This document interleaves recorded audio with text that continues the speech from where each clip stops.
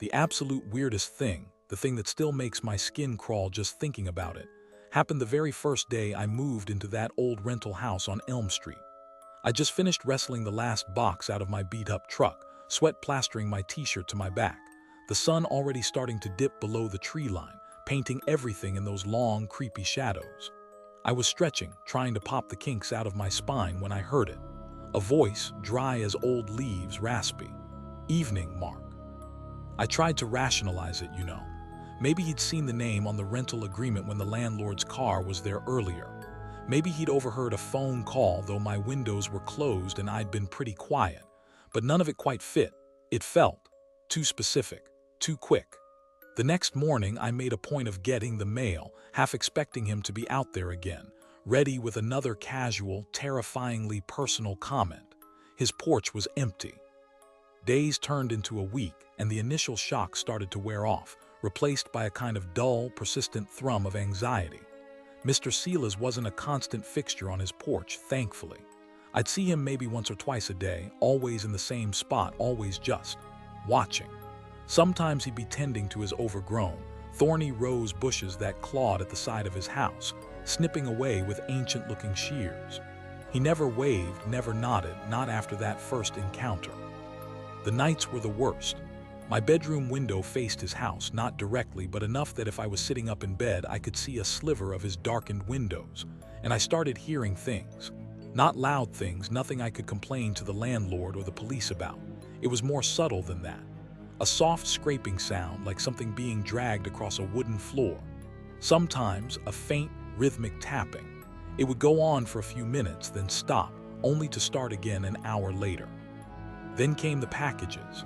Small, nondescript brown cardboard boxes, delivered by a generic courier van, always when I was at work. I'd come home to find them sitting on his porch, sometimes one, sometimes two. I wouldn't have paid them much mind, except Mr. Silas never seemed to retrieve them quickly. They'd sit there for a day, sometimes two, exposed to the elements before finally disappearing inside. What was he ordering? I started to feel genuinely watched. It wasn't just when I saw him on his porch anymore. It was this constant, prickling sensation, like unseen eyes were following my every move. When I was in my backyard trying to clear out the tangled weeds, I'd feel it. When I was washing dishes at the kitchen sink, looking out the window, I'd swear I saw a curtain twitch in his house, just for a fraction of a second. I decided I needed to know more about Mr. Silas. Not out of nosiness, not anymore. This was about self-preservation, or at least reclaiming some sense of control. I started with the most obvious route. I tried to casually bring him up with the cashier at the local grocery store, an older woman who seemed to know everyone. "That quiet fellow on Elm Street, Mr. Silas?" I'd ask, feigning mild curiosity. Her friendly demeanor would just dim a little. The tapping started to get more specific. Before, it had been a vague, rhythmic sound. Now it sometimes sounded like it was coming from the wall that directly adjoined my living room. Not a loud banging, still that subtle, almost hesitant tap-tap-tapping. One evening I was watching TV, trying to lose myself in some dumb sitcom, when I heard it. Tap, pause, tap-tap, pause, tap. It was irregular, but there was a pattern to it, I was sure of it. I muted the TV. Silence. Then again. Tap. One Saturday morning I was out front, reluctantly mowing my small patch of lawn. The mower was loud, obnoxious, and for a brief while it drowned out the oppressive quiet of the neighborhood. Mr. Silas was on his porch as usual, still as a garden gnome, watching me. I tried to focus on the straight lines I was making in the grass, ignoring him, but it was like trying to ignore a siren. As I made a turn near the edge of my property, closest to his, the mower sputtered and died. I started having nightmares. Not just vague, anxious dreams, but vivid, terrifying scenarios involving Mr. Silas and his house. In one, I was trapped inside his dark, cluttered living room, the air thick with the smell of dust and something else, something sweet and cloying like rotting flowers. He'd be there in the shadows, just out of sight, whispering my name over and over. "Mark, Mark, I've been waiting, Mark." The smell started a few days after the lawnmower incident. A faint, sweetish chemical odor. It wasn't constant, but I'd catch whiffs of it in the evenings, usually when the air was still. It seemed to be coming from Mr. Silas's property, maybe from a basement window or a vent. At first, I thought it might be some kind of pesticide for his roses, though it didn't quite smell like any bug spray I knew. It was different, sharper, with an underlying note that made my nose wrinkle. I became obsessed with his windows. Specifically, one window on the ground floor towards the back of his house that was almost always covered by a thick, dark blanket or sheet tacked up from the inside. Most of his other windows had those dingy lace curtains, but this one was different. It was completely obscured. What was in that room that he didn't want anyone, not even accidentally, to see? My imagination, already working overtime, conjured up all sorts of grim possibilities. As I got closer to the fence that separated our yards, my foot snagged on something, a loose stone or a root, and I stumbled, making a small noise, a muffled thud as I caught myself. I froze, instantly regretting my stupid curiosity. Silence. For a long moment, nothing. I let out a breath I hadn't realized I was holding. Then, a light flicked on in Mr. Silas's house. Not in the blanked-out window, but in the room directly above it on the second floor. I couldn't take it anymore. The not knowing, the constant low-level fear, the nightmares. I had to do something. My first thought, the most rational one, was to move. Just pack up my stuff, break the lease, and get the hell out of there. But there were two problems with that. One, I just moved in, the expense and hassle were huge. And two, a more insidious thought. What if he didn't let me leave? What if my trying to escape whatever weirdness was going on here would provoke something worse? A chance came on a Tuesday. I was working from home, which really meant I was sitting by my front window, nursing a lukewarm coffee, my eyes glued to the street. Around mid-morning, the familiar, slightly battered brown courier van pulled up in front of Mr. Silas's house. The driver, a young guy I didn't recognize, hopped out, scanned a small package, and left it right by Silas's front door. He was back in his van and gone in under 30 seconds. My heart leaped into my throat. This was it. Just as I was trying to decipher the smeared ink of the return address, trying to burn the details into my memory, I heard it. A floorboard creaked. Inside, Mr. Silas's house. My blood turned to ice. I didn't even think, I just reacted. I scrambled back off his porch, nearly tripping over my own feet, and sprinted back to my own house, my heart feeling like it was trying to batter its way out of my chest. That night the tapping was different. It wasn't the hesitant, almost questioning taps from before. This was harder, more insistent, and it wasn't just on the adjoining living room wall. I heard it from the direction of my bedroom. It was like he knew I was there, cowering, and he was deliberately trying to unnerve me. Tap, tap, tap. Then a pause long enough for me to think it had stopped, for my pulse to slow just a fraction, and then tap, tap, tap again, louder this time, more aggressive. The next day I woke up exhausted but resolute. I couldn't live like this. The fear, the paranoia, it was destroying me. I had to know what was in that blanked-out room. I had to understand Mr. Silas's secret. It felt like the only way to get any control back, or at least to know what I was truly up against. My plan was desperate, probably stupid, but I didn't see any other way. I moved quickly to the blanked-out window. The blanket was tacked up tight from the inside. I inserted the tip of the crowbar under the window frame. It was an old wooden sash window, probably painted shut years ago. I prayed it wouldn't make too much noise. With a grunt, I applied pressure. The wood groaned, then with a sickening crack, the lock gave way. I pushed the window up just enough to squeeze through. I couldn't breathe. My legs felt like they were about to give out. This wasn't just a creepy old man. This was something else, something monstrously patient. The dates. They were periods of tenancy. He was documenting them, collecting them. But why? What happened at the end of that second date? My mind reeled. The tapping, the packages from Elia's Thorn, were they supplies for this? This obsession. I backed away, desperate to get out, to escape.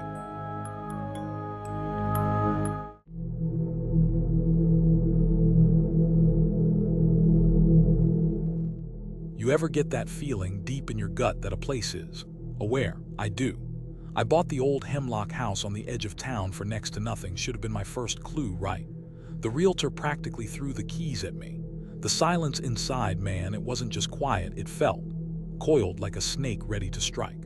I'd walk through those dusty rooms, my footsteps echoing like gunshots, and I'd swear I could feel eyes on me, even though I was completely alone. I didn't sleep that night. How could I? I kept replaying it in my head, that dry, whispery voice. It wasn't aggressive, not yet, but it was, knowing, like it had been there all along, just waiting for me to acknowledge it. The next morning, the sun was shining, birds were chirping outside, and for a crazy second, I almost convinced myself I'd imagined it. Stress, exhaustion, an old house playing tricks on my mind. Yeah, right. For a few days, I tried to ignore it. I blasted music while I worked, sang off-key, anything to fill the silence and pretend I wasn't terrified. I cleaned that hello off the counter so fast, scrubbing until the cheap laminate underneath was raw. I told myself it was a prank. Kids, maybe. Though how they'd gotten in and out without a trace was beyond me. The locks were old but solid, but the house wasn't done with me. I started talking to it. I know, sounds crazy, right? But what else was I supposed to do? I was alone in this creaking mausoleum, and something was clearly trying to communicate. So one evening, I was sitting on an overturned bucket in the dining room, eating a cold sandwich, the only light coming from my old camping lantern. The silence was, as usual, deafening. I took a deep breath and said, my voice trembling a little, "Okay, I know you're here. What do you want?" The footsteps stopped just a few feet away from me, right at the edge of the lantern's light. I swear I could feel a cold spot in the air, like an open freezer door. I was holding my breath, my heart hammering against my ribs like a trapped bird. "Who are you?" I managed to choke out, my voice barely a whisper. This time the answer came quickly, not as a voice but as a physical sensation. A puff of cold air, like a sigh, brushed against my cheek. It smelled faintly of damp earth and something else. "Ella," I repeated, the name feeling strange and heavy on my tongue. Are you Ella?" The only response was another cold puff of air, this time carrying a stronger scent of decay, making me gag. I knew instinctively that I shouldn't have asked. It felt like I'd crossed some invisible line. The atmosphere in the room shifted, became charged, hostile. The playful, almost curious interactions were gone. This felt different, darker. I spent that night huddled in my truck, parked just outside the gate, too scared to go back inside, but also too stubborn, or maybe too broke, to just drive away and abandon the whole damn mess. Every creak from the house, every rustle of leaves in the wind sounded like Ella coming for me. I kept thinking about that name, Ella. Who was she? What did she want from me? Was she a ghost, or was the house itself somehow alive? The idea sent shivers down my spine. "Help you how?" I asked the empty room, my voice hoarse. I felt like I was negotiating with a kidnapper or maybe a very unstable ghost. For a long time, there was only silence. I started to think maybe that was it, maybe I'd imagined the new message, or it was just more random scratches I hadn't noticed before. Then I heard a faint sound from upstairs, a dragging noise, like something heavy being pulled across the floorboards, slowly, laboriously. I pushed the master bedroom door open. The room was huge, and even more dilapidated than the rest of the house. Most of the furniture was draped in dusty white sheets, looking like grotesque sleeping giants. The air was incredibly cold and smelled strongly of mildew and that same faint, sickly sweet scent I'd noticed before. The dragging sound had stopped, but the feeling of despair was overwhelming. In the center of the room, one of the sheets had been partially pulled off a large, ornate wooden chest. I took a step closer to the chest, then another. The floorboards groaned under my weight. My flashlight beam danced over the dark wood, revealing intricate carvings, almost like faces twisted in agony. It was an old piece, probably an antique. "What's in there?" I repeated, my voice barely above a whisper. The lid didn't move further, but I felt a nudge. Not a physical push, but a mental one. A strong impression, a feeling of urgency compelling me to look. I just stood there staring at those dolls, a cold dread seeping into my bones. Why dolls? Why so many? And the dress? It was so small, so innocent looking, yet in this context it felt utterly menacing. Then one of the dolls right near the top, its painted eyes seeming to stare directly into mine, slowly tilted its head. Just a fraction of an inch, but it moved on its own. I stumbled back, a strangled gasp escaping my lips. No way. The wave of emotion subsided, leaving me shaken and breathless. "What do you want me to do with them?" I asked, gesturing vaguely at the chest full of creepy dolls. "Do you want me to get rid of them?" As soon as I said get rid of them, the temperature in the room plummeted. I could see my breath misting in the flashlight beam. A low, guttural sound like a growl seemed to emanate from the chest itself. Okay, bad idea. Definitely not what she wanted.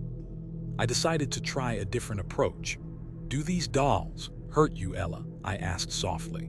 The response was immediate, but not in a way I expected. One of the dolls, one with wide, innocent blue eyes and golden curls, slowly, almost mechanically, lifted a tiny porcelain arm and pointed. Not at me, not at the other dolls. It pointed towards a section of the wall near the boarded-up window. I followed the direction of its tiny, unmoving finger. I grabbed a crowbar from my toolkit downstairs, the same one I'd been looking for when the house first spoke to me, funny enough. My hands were shaking as I inserted the tip behind a loose flap of wallpaper and began to pry. The plaster underneath was old and crumbled easily. Behind it, as I suspected, was not solid wall, but wooden slats, like a hidden door or a sealed-off alcove. I reached into the dusty, narrow space, my skin crawling at the thought of spiders or worse. My fingers brushed against the rough fabric of the homemade doll, then closed around the cool metal of the locket. I pulled it out, bringing the doll with it. Back in the dim light of the master bedroom, I examined it. The cloth doll was so different from the pristine, cold porcelain ones in the chest. It felt loved, cared for once upon a time. "This was you, wasn't it, Ella?" I whispered, looking from the picture of the little girl to the cloth doll, then to the chest full of immaculate, soulless porcelain figures. "And her, she was your mother." The air in the room grew heavy, thick with unspoken grief and resentment. A faint whisper, barely audible, brushed past my ear. "She hated it." It was Ella's voice, raw with ancient pain. "Hated me, my God, the porcelain dolls. They weren't Ella's, they were her mother's." I looked at the chest full of porcelain dolls, then back at the simple cloth doll in my hand. An idea, crazy as it sounded, began to form. "She wanted you to be like them," I asked the silence. "Perfect, quiet." A faint tremor ran through the floorboards, an affirmative shudder. "But this one," I said, holding up the cloth doll, "this one was yours, the one you loved."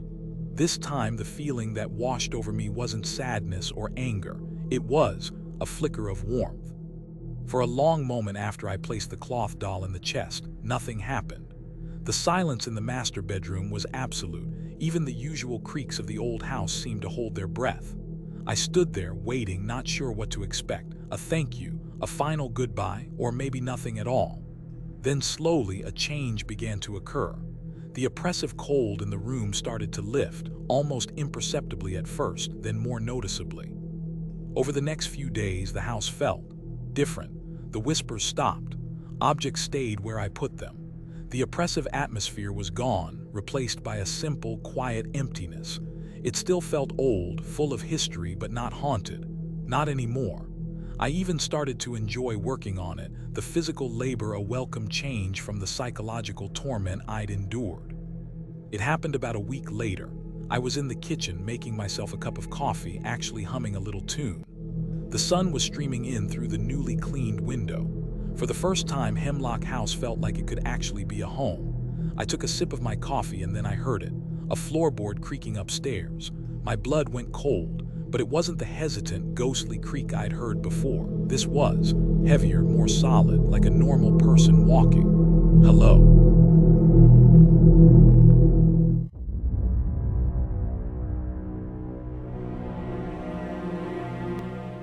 You ever have a neighbor who just gives you the creeps?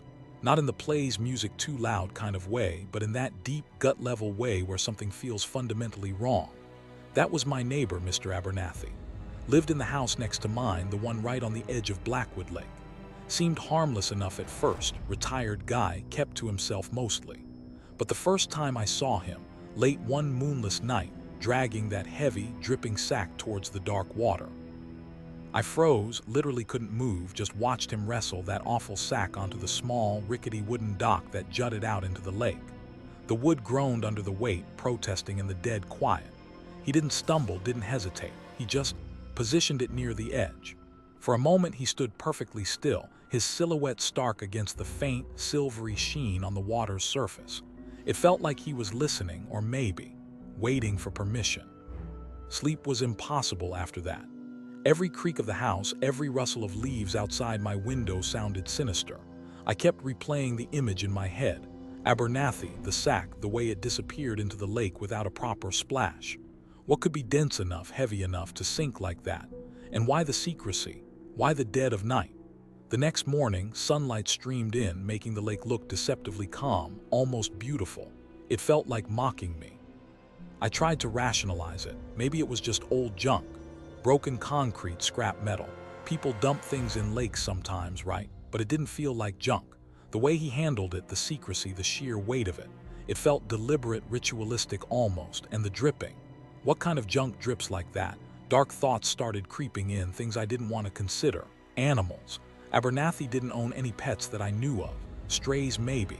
The idea made me sick. Weeks went by. Nothing else overtly strange happened, at least not that I saw. No more midnight trips to the dock with dripping sacks. Abernathy remained the quiet, seemingly harmless neighbor. Life almost settled back into a semblance of normalcy. Almost. But the image was burned into my brain. I couldn't look at the lake the same way. What used to be a calming view now felt menacing, secretive. Every ripple on the surface made my heart jump. Was it down there?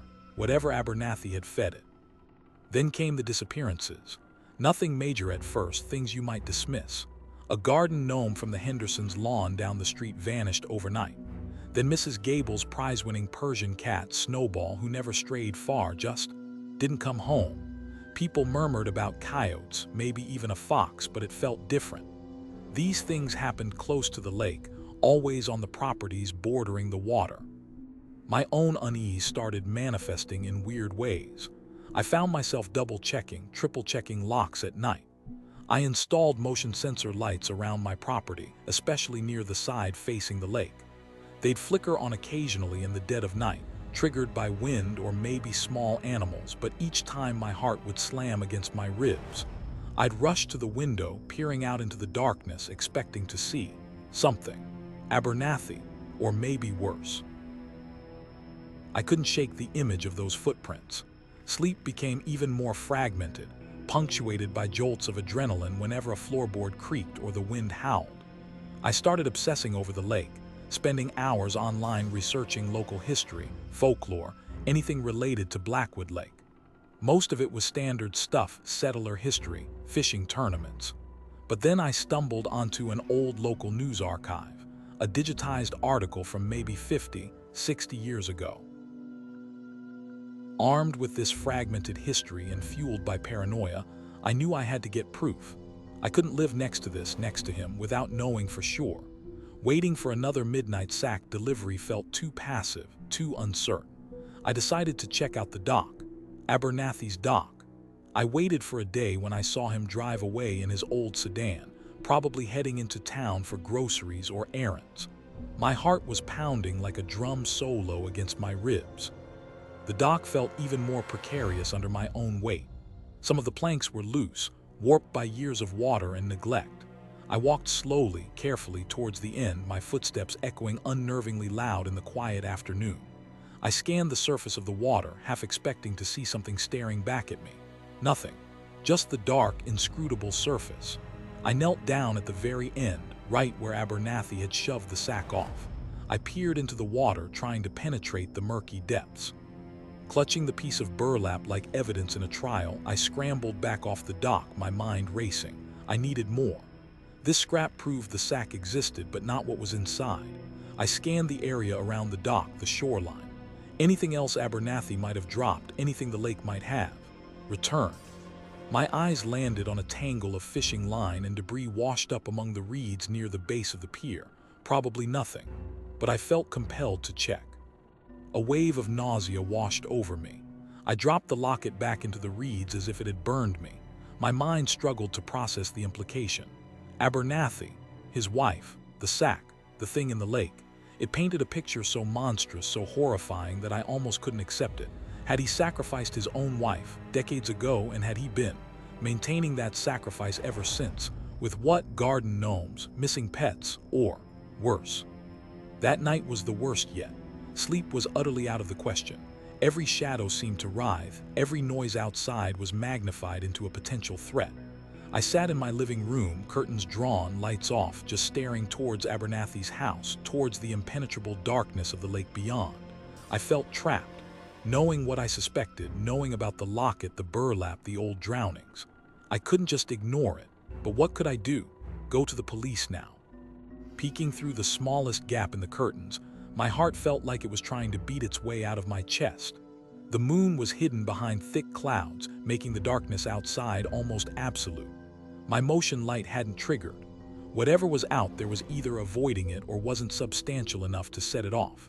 The scraping sound came again, closer this time. Like fingernails, long fingernails, dragging slowly across rock or packed earth. Panic, pure, undiluted panic, seized me. I scrambled backwards away from the window, crab walking across the floor, my breath coming in ragged, silent gasps. The scraping sound was right outside now, on the grass just below the window sill.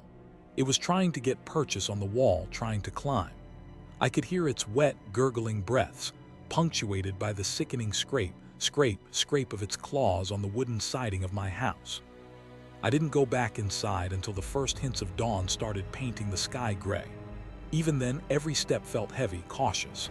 I checked every window, every door. Nothing seemed broken or forced. No sign of the creature, no strange footprints this time, not even disturbed grass where I'd heard it scraping. It was as if it had dissolved with the darkness. But the terror remained, cold and solid in my gut. I knew what I had to do. I couldn't stay here, not another night. Suitcase in hand, I practically sprinted to my car. I didn't look towards Abernathy's house, didn't want to see if he was there, watching me flee. I threw the bag in the back seat, fumbled the keys into the ignition, my breath catching in my throat until the engine finally turned over. The sound felt like a victory. I stayed in that motel for 3 days, trying to decompress, trying to convince myself it was over. I barely slept, jumping at every noise in the hallway. I kept the TV on constantly for background noise, for the illusion of company. On the 3rd day, I forced myself to go online, check the local news for the Blackwood Lake area. Morbid curiosity, maybe, or a need for validation, proof that I wasn't crazy. I scanned the headlines. Abernathy being dead should have been a relief. The monster's keeper was gone, right, but it wasn't relief I felt. It was a deeper, colder fear, because I had seen what came out of that lake when it was seemingly being appeased. What would happen now that the sacrifices, whatever they were, had stopped? Would it grow bolder? Would it range further? Would the disappearances start again, maybe not just pets this time? Would those old stories of drownings become current events? It's been 6 months since I fled Blackwood Lake. I live hundreds of miles away now in a crowded city apartment complex, surrounded by noise and people, as far from quiet, dark lakes as I could possibly get. I never told anyone the full story. Who would believe me? But I still have nightmares. I still jump at shadows. And sometimes late at night, when the city finally quiets down just a little, I hear it, or I think I hear it, a faint scraping sound.